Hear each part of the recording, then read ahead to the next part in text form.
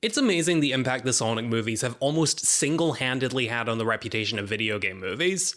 What was once seen as an unworkable concept played by half-baked schlock made by filmmakers with no understanding of the source material has now become... well, okay, it's still that, but we got some good ones, and people seem to be at least more trusting now, which is a plus. Love really makes a guy come out of his shell.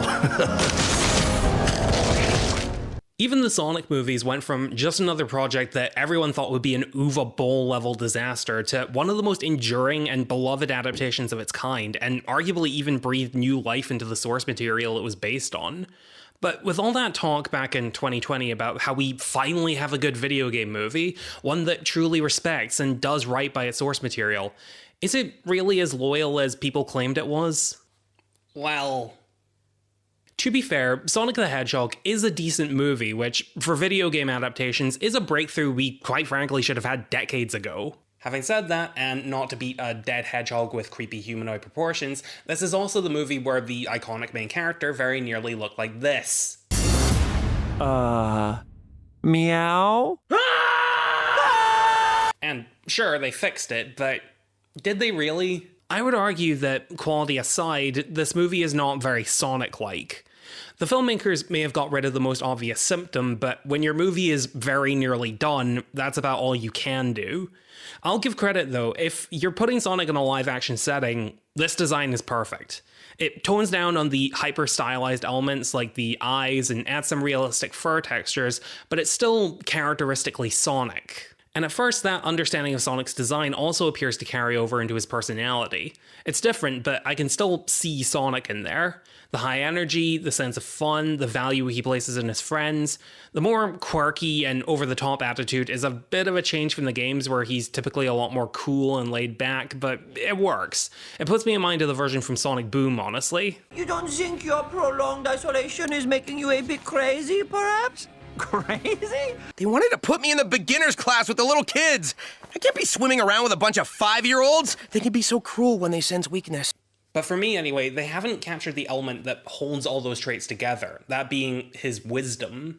While Sonic does prioritize having fun and enjoying life, he can also be a wise and guiding force for the people in his life, and even sometimes the people he fights against.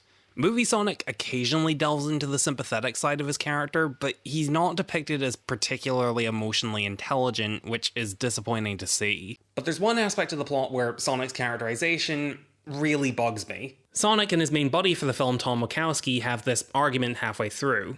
Because this is a buddy road trip movie, what else are they meant to do? Literally anything else? Pfft, yeah, right. Tom is moving to San Francisco, where his role as a police officer can be put to better use. Sonic is horrified to hear this because... Your home is perfect and you're leaving it! Why would you do that? The YouTuber SilokHawk reviewed this movie a couple years back, pointing out that no, Tom is objectively in the right, and Sonic is just being a narrow-minded jerklord that Tom and the movie ultimately agree with, so I won't reiterate what he said there. But from an adaptation perspective, what bothers me is that this is the exact opposite of what Sonic as a character stands for. Yeah, Sonic cares deeply about his friends, but it's very heavily implied that they don't spend every second of every day together. Why do you think these characters constantly use the phrase, "long time no see"? It's not just bad writing. Although, admittedly, it is that as well. At his core, he stands for and fights for freedom. He's all about exploring the world around him and discovering all the different wonders present in it. What you see is what you get. Just a guy that loves adventure. I mean, for God's sake, this is the franchise that had to clarify that Sonic doesn't have a home after a character bio got it wrong. But since I brought up Sonic's friends, I just find it weird that this movie seems to have a complete lack of interest in using them. I know you can make the argument that the very first Sonic game didn't have any of Sonic's friends and was a straightforward fight between him and Dr. Eggman, but the thing is, it's not 1991 anymore. In the same way, you wouldn't want a feature-length Batman movie that draws from Detective Comics number 27 and nothing else. I expect a Sonic movie to use some of that 30 years of source material it has to work with. Instead, it's all tossed aside for Tom Wachowski and the other humans who are fine characters, but not exactly what I'm looking for. Ozzy, this is why I told you he was no good. I'm not engaging. You're not engaging. No, Ozzy, quit it. No, open. Locked. No, it's unlocked. And much like this version of Sonic, the world surrounding him leaves a lot to be desired as an adaptation. Being set in the real world isn't completely unheard of for this franchise. If anything, it's sort of a live-action version of Sonic X.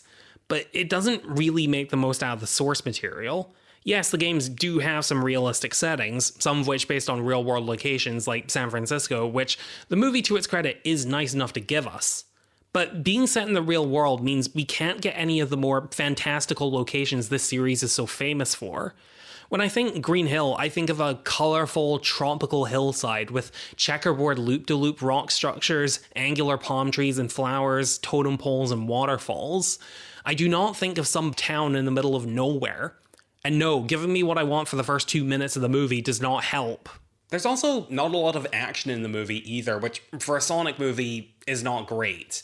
If I had to guess, I'd say it was probably done for budget reasons, which is understandable, but if that's the case, you would better be extraordinarily faithful in other ways, which, as I've said, the movie really isn't. Or you make the action scenes that you do have really count, and they also kind of don't. There's really only 2 major action scenes. One is a chase scene where Sonic is riding in the passenger seat of a car, which, you know... I think you're missing the basic point here. And there's another chase scene near the end, which is kind of cool. It has some cool vistas and some fancy footwork from Sonic, but I can think of a ton of scenes like it from the games which have done it much better. But wait, what about Jim Carrey's Dr. Eggman? After all, he's the main thing about these movies that everyone says is great. I'll give credit, this movie's depiction of Eggman is genuinely pretty good from a personality perspective. Again, it's different, he's very much been Jim Carrey-fied, but the essentials of the character are still there. He's arrogant, he's eccentric, he's brilliant enough that he doesn't recognize his own shortcomings. You know what's hard about being the smartest person in the world? Everyone else is stupid. Yes, way to go. You got that one. There's enough here that I'm able to accept this as a unique take on the character, but still the character nonetheless.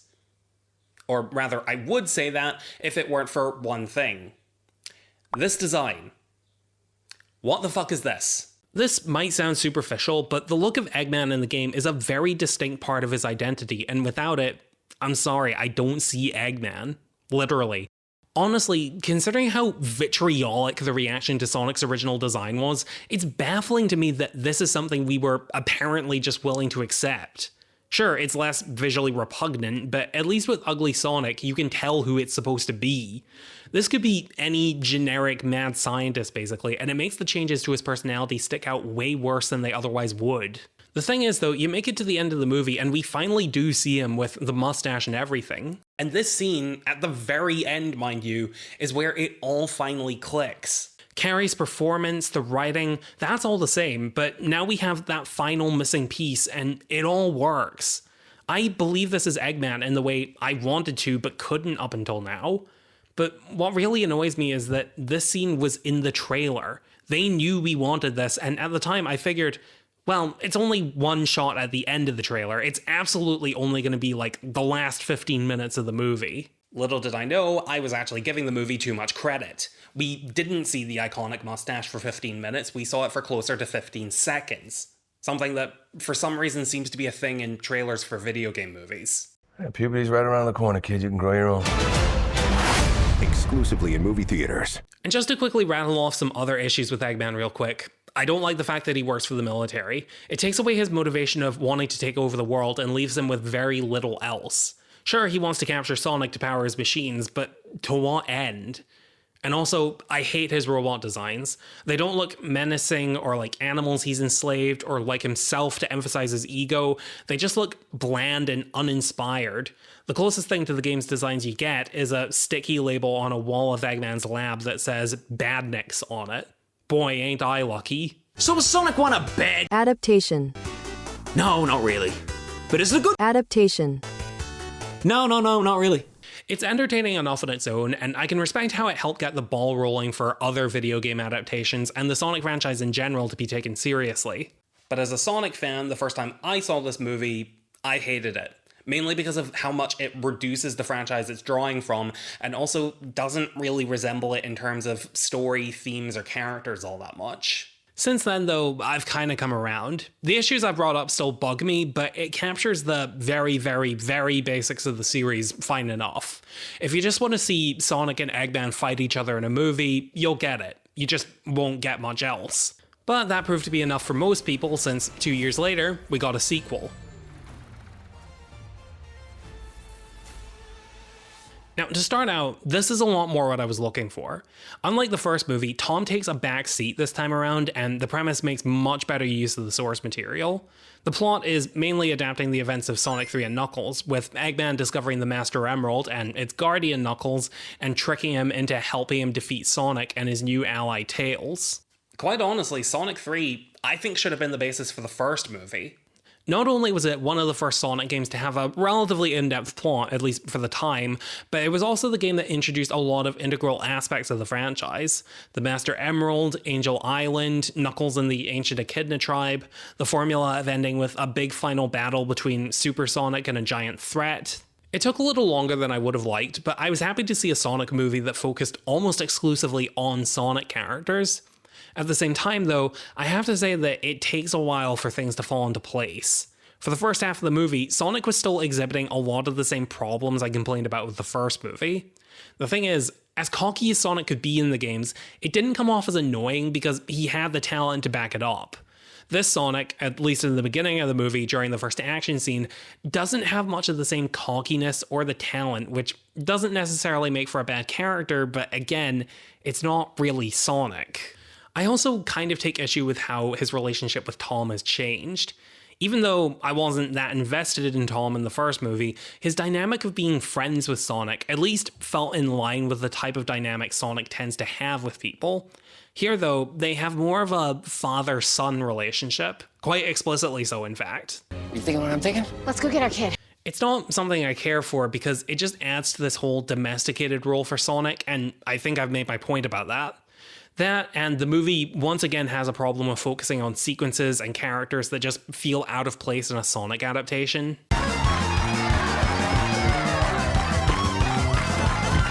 But at a certain point in the movie, I'm talking in like an instant, things suddenly take a turn for the better. It's not a problem that goes away completely, the infamous wedding scene says hi, but there is a noticeable improvement at a certain point. Halfway through the movie, Sonic and Tails are in this life or death situation and have to dance their way out. Sonic, being the confident and physically coordinated guy he's supposed to be, is immediately ready for it, but Tails isn't so sure of himself until Sonic gives him some guidance. Just follow my moves, you'll be fine. And together, they both pull it off, with Sonic leading the way and Tails realizing he's more capable than he gives himself credit for, even using his inventions, something unique to him, to help out in a way that Sonic on his own couldn't. This works because this is exactly the kind of dynamic I expect from Sonic and Tails. Sonic being the cool older brother who believes in Tails, and Tails being the less confident little brother who looks up to Sonic and through him realizes his potential. Admittedly, I would have preferred this bonding moment happen in an action scene rather than a dance-off, which is a little frustrating since there is one right around the corner after this moment, but it works. And it leads into this depiction of Tails being honestly pretty spot on. He's voiced by Colleen O'Shaughnessy, who plays Tails in the games, which, I mean, you can't get much more faithful than that. But it's also a win since I'd argue she's the best Tails voice that we've had. Well, her or Kate Higgins, they're pretty interchangeable. Thanks, Sonic. I thought I was dead, floating without a body in a black limbo. Thanks, Sonic. That was awful. I couldn't tell where I was or what had happened. And while it's not much, the little heart-to-heart Tails has with Sonic afterward is pretty much the relationship I'd expect between Sonic and Tails. Growing up, I didn't have any friends. Everyone in my village thought my two tails were weird. You inspired me to leave my village, to find you and help you in your mission. It would have been nice to actually see Tails' backstory as opposed to just talking about it, but the scene works. It matches up with the source material well enough, and it highlights what makes these two work as friends. Tails hangs out with Sonic because he looks up to him, Sonic looks out for him, and Tails eventually ends up doing the same for him in return. Eggman is more or less the same, but now with a much more fitting design. His robots now look slightly more like Badniks from the games, but a lot of the personality of them has still been scrubbed off. But he does actually want to take over the world this time around, that's a plus. Not for the world, obviously, but it makes for a better movie. The emerald he seeks could power my wildest designs, allowing me to harness all the negative forces of the universe and commune with darkness itself. That also leads into him being a much greater threat this time around. The action scenes are given much more attention and actually feel more in line with what you'd expect from a Sonic movie. And the fact that the story is drawing from more elements from Sonic's world means those elements start to creep in on the boring real world from the first movie, and there are a lot more references to the source material, some of which are incredibly subtle, like these zigzagging water slides leading into a zone with a labyrinth, if you see what I'm saying. Not to mention this moment of Knuckles knocking Eggman out of his super form after being one of the only, if not the only one to ever be able to do that in the games. Pro tip, never say that something either has never happened or has only ever happened once in a long-running franchise, because someone will find an obscure contradiction. Like, oh no, actually, Maria Robotnik absolutely demolished Super Sonic in the eternal classic Sega Sonic Popcorn Shop. Are you even a real Sonic fan? That almost makes for a good transition to talk about this movie's version of Knuckles. I was initially a little concerned when it was announced that Idris Elba had been cast to play him. My main issue is that I thought he just sounded a little too old for a character who's canonically 16. You think these machines are a match for me? I was personally more excited about Jason Momoa being considered for the role. He's not that much younger than Elba, but he has a certain youthful ruggedness that I think suited the character as we know him. And after seeing the movie, much like the other characters, Knuckles' personality has been altered a fair bit. But I'll be honest, it did win me over. The movie emphasizes Knuckles' ties to the ancient Echidna tribe that he's the only surviving member of, something that the games have hinted at but have never given too much prominence. Because of that, the movie portrays Knuckles as this stoic, honorable warrior, which is different but not entirely out of left field. One way this absolutely works in the movie's favor, however, is that compared to Sonic 3 and Knuckles, here, Knuckles switching sides is much more of a gradual transition. He slowly learns to trust Sonic as he sees him as more of a hero compared to Robotnik, who will throw anyone he needs to under the bus to benefit himself. He chose helping the fox over pursuing the compass. New friends, same pathetic weakness. This eventually leads into the climax, with Sonic, Tails, and Knuckles all teaming up to fight Eggman in his newly constructed Death Egg robot, and a climax that generally I'm pretty satisfied with. Team Sonic are finally together on the big screen for the first time ever, fighting a fairly game-accurate Death Egg robot with attacks that feel very in line with these characters' abilities from the games.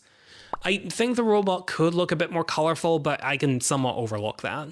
Although, I think they missed an opportunity here. One problem these movies have, particularly the second, is that there are so many, quite frankly, pointless pop culture references. Patu Barada Nikto. Pretending to be Batman. The worst poltergeist. Like Vin Diesel and The Rock. The biscuit.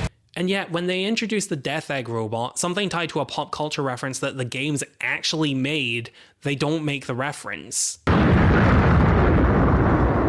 Instead, they make a much more grasping at straws reference to Ghostbusters of all things. Just like the Stay Puft Marshmallow Man. We finally get an appearance from Super Sonic, and the way he's integrated into the plot, I think is really well done. Sonic turns super right as he, along with Tom and Maddie, are about to be crushed by Eggman. This works because it's a good depiction of how the Chaos Emeralds have always been shown to operate. The Chaos Emeralds are said to turn thoughts into power. The Emerald has the power to turn thoughts into reality. Close enough. And that's reflected in Sonic and Eggman's uses for them. Eggman wants to use the Emeralds to create an unstoppable machine to cement himself as the world's greatest scientist and conquer the world. Sonic, on the other hand, uses the Emeralds to give himself the power to protect the world and his friends. All of that is portrayed perfectly here. Although, saying that, the fight itself is a little underwhelming. The games usually use Super Sonic as the basis for a final, epic, larger-than-life battle against an equally powerful threat. Here, though, they may have taken the lyric undefeatable a bit too literally. Super Sonic takes down Eggman almost immediately with no challenge, which is pretty disappointing with the precedent the games have spent years setting. I like this little reference to the Sonic 06 opening, though. That's a nice touch. Oh, it's like that? Sonic 2 isn't a perfect adaptation, but it's a huge step in the right direction, and it helped me go from dreading another Sonic movie to being totally on board for Sonic 3. I'm not going to spend too much time on the Knuckles show, since I think most people already agree from an adaptation perspective it isn't very good, but there are a couple details I would like to add. I like the idea of the series introducing some original villains that draw from the Sonic universe, but I don't feel like they're done all that well. 2 corrupt gun agents, and an apprentice of Dr. Eggman. Good ideas on paper, but they don't do much with them. It would have been nice if the gun agents actually resembled gun agents, or if they used any gun weaponry from the games. Instead, they're basically just the men in black when you don't keep their wife's name out your fucking mouth. And the buyer doesn't have anything about him that really stands out from Eggman. He poses basically the same threat, with the same methods and same motivations. Did they just not have the budget for Jim Carrey? I'll give credit, though, that they had the balls to adapt Iblis from Sonic 06 instead of shying away from it, although it's a shame that you don't get to see that much of it. There is also the question of what the Flames of Disaster are doing in a Knuckles show, when it would make much more sense to give it to a character like Blaze or Silver. It would be like if Charlie Day got to make his Luigi's Mansion movie and the main villain was King K. Rool. How about an antagonist that has some association with Knuckles, like Rouge or even Egg Robo? How cool would it be to see him again? Oh, and Pistol Pete? No, this is not a Sonic character. Oh well, I suppose it's not that big a deal, considering soon after we got a Sonic adaptation that I would say is just good without qualification. Sonic 3 was the first of these movies that I was outright looking forward to. After the 2 movies and a mini-series it took to give us what I'd consider to be the bare minimum amount of source material I'd expect from a Sonic movie, they're now giving us a fairly direct adaptation of one of Sonic's more complex stories, and focusing on characters outside of Sonic's immediate circle. The slightly darker and more serious tone was something I was excited to see, although I was a little concerned about how well it would handle it, considering the tone these movies had until now. Oh, come on. So the movie came out, critics and audiences enjoyed it, but what was my take as someone with mixed feelings on these movies up until this point? Oh my god, this movie is so fucking good. It's nice to see a Sonic movie where the focus is squarely on Sonic characters. Tom and Maddie are barely present at this point, almost like even the filmmakers have realized they've more or less outlived their usefulness. Instead, it's just Team Knuckles saving the world in a way that makes much better use of their abilities. The increase in budget is very evident and finally allows these fight scenes to keep up with the sense of speed and explosive action that I'd expect from this franchise. Sonic is now much more three-dimensional and more in line with his character from the games.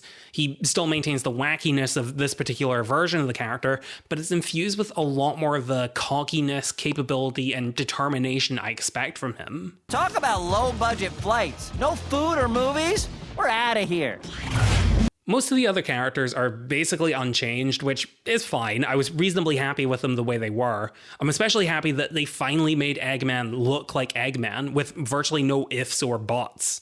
It was the new characters that I was the most concerned with. Shadow has always been my favorite Sonic character, and I was inevitably going to hold this version of him to a high standard. So it definitely doesn't hurt that, personality-wise, he's basically the exact same character. I was reasonably happy with the casting of national treasure Keanu Reeves, who I remember being a popular fan casting at the time. Personally, I would have preferred Robert Pattinson, but let's be honest, there was no way in Grand Cosmopolis he was ever going to do it. Reeves does a good job, though. He captures the brooding aggressiveness and also the emotional vulnerability of Shadow pretty well. I felt this pain for so long. It's all I know. In terms of how he's portrayed, though, oh boy, it's good. They capture his unique moveset and style of fighting with his skating, his teleporting, him riding a motorcycle. They even let him use a gun. I never thought they'd let that happen again. It is a laser gun, though, which I suppose makes sense. To be honest, I always felt that people might have been more receptive to the guns in Shadow the Hedgehog if they weren't so realistic. I mean, the game has alien laser guns and over-the-top bazookas, and nobody ever complains about them. They only ever point to the guns that look like actual guns. Although here's my Sonic hot take. I think the realistic guns are fine. We've seen realistic firearms existing in this franchise before. It's not completely out of nowhere. Hell, Shadow's vehicles in 06 had somewhat realistic machine guns attached, and again, nobody complained. I'm realizing I may have gone on a bit of a tangent there. What I really liked about Shadow, though, is how his backstory gets expanded upon from the games. His relationship with Maria was never something we got to see a tremendous lot of in the games, and so seeing more of it in the movie helps a lot in making Shadow's sadness and anger feel much more sympathetic. The flashback we get with him is genuinely pretty endearing. Like I said, I was concerned about how the tone of this film series would mesh with the more melancholy flashbacks from the games, and Yes, it's cheesy, but it's cute and I like it. It really emphasizes how much Maria meant to him, with her being the only one he knew that treated him with kindness, and as much as he doesn't know who he is or where he comes from, she was there to give him some sense of clarity. I don't know what I am. You're my friend. It even makes for a pretty strong parallel that actually gives Sonic some depth. After all the damage that Shadow causes, almost killing Tom, it makes Sonic lose his temper and want revenge on Shadow the same way Shadow wants revenge on the world. But when Sonic has Shadow beaten and has the chance to kill him, he doesn't go through with it, and they both learn to become friends through each other. Maria might be gone, but your love will always remain. As for the other new character, Professor Gerald Robotnik, he's comparatively much more different from the games. I mean, he's not dead, that's a pretty big distinction on its own, but even from a character perspective, he's vastly different. We didn't see much of him in Sonic Adventure 2, but what little we did see made a big impression as one of the most tragic and scary villains in the franchise. The reveal in Sonic Adventure 2 of him being betrayed by the government, losing Maria and eventually his mind, and being put to death, a now broken and hateful man with only the hope of being able to take revenge on the entire world. All of you ungrateful humans who took everything away from me will feel my loss and despair. Movie Gerald, on the other hand, is primarily more of Jim Carrey's Eggman, which could potentially be disappointing if they reduced a character like that to just another eccentric goofball. But what makes it work is that the more tragic and ominous elements of his character are still there. Towards the end of the story, which was really the point in the game when Professor Gerald actually became directly involved in the plot, we start to see more of that darker side of his personality, which mixes with the more over-the-top elements surprisingly well. Humanity is a failed experiment.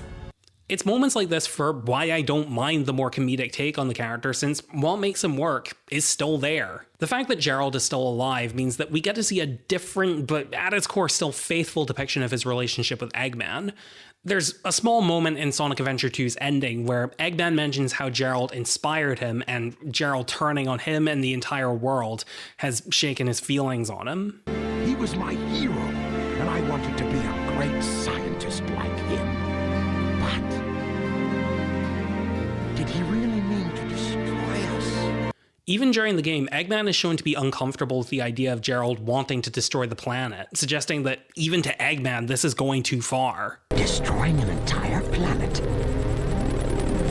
Was this my grandfather's legacy? This ultimately leads to Eggman taking solace in a rare moment of camaraderie between himself and the heroes as they all save the world. We all did it together! You're right. That gets interpreted in the movie with Eggman forming a legitimate emotional attachment to his grandpa, which eventually gets dashed when Gerald turns on him like in the game. We're family. We have each other. You'll know Maria. That in turn leads to this Eggman's own moment of solace where he finally learns to appreciate the one person that does care for him, Agent Stone, the person that has always stuck by him even though he didn't deserve him. Left yourself open. I'd even argue this is a case of the movie building on the material from the games. It takes what was a nice but minor moment from the game and turns it into a crucial plot point and moment of redemption for Eggman as he sacrifices his life to save the world and his friend in a surprisingly poignant end to his character.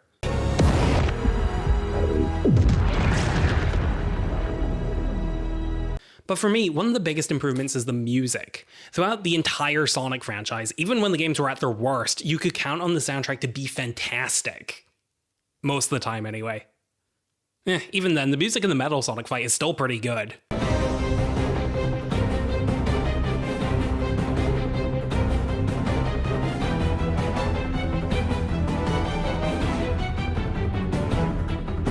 The scores of these movies are done by Tom Holkenborg, a generally very good composer, but the first two films are far from his best work, which is really frustrating for a Sonic movie. It's serviceable, but there's very little music from the games, and the music that is here isn't much of a replacement.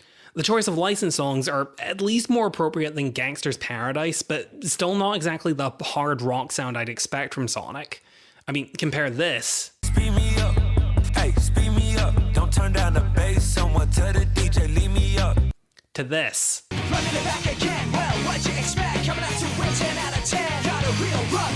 In Sonic 3, though, the licensed songs feel much more appropriate for a Sonic soundtrack.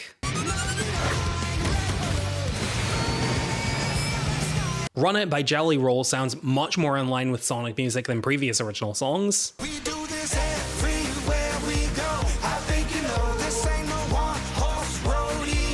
But there is also the inclusion of much more actual Sonic music, particularly Live and Learn, and I love the way it connects to Shadow's arc. We first see it at the beginning of the movie as Shadow dreams of happier times, with Maria playing it to him in this calm and relaxed acoustic version.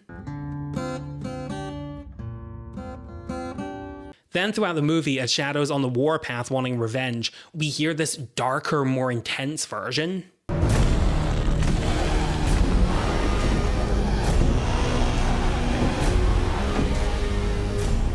And then the climax comes with Sonic and Shadow teaming up, and with Shadow finally regaining that sense of friendship that he lost all that time ago, we get Super Sonic and Super Shadow flying in to save the day, and the action is amazing, and Sonic and Shadow are quipping like friendly rivals, and the classic triumphant rock version of Live and Learn is playing, and it's the Crush motherfucking 40 version. God, it's so perfect.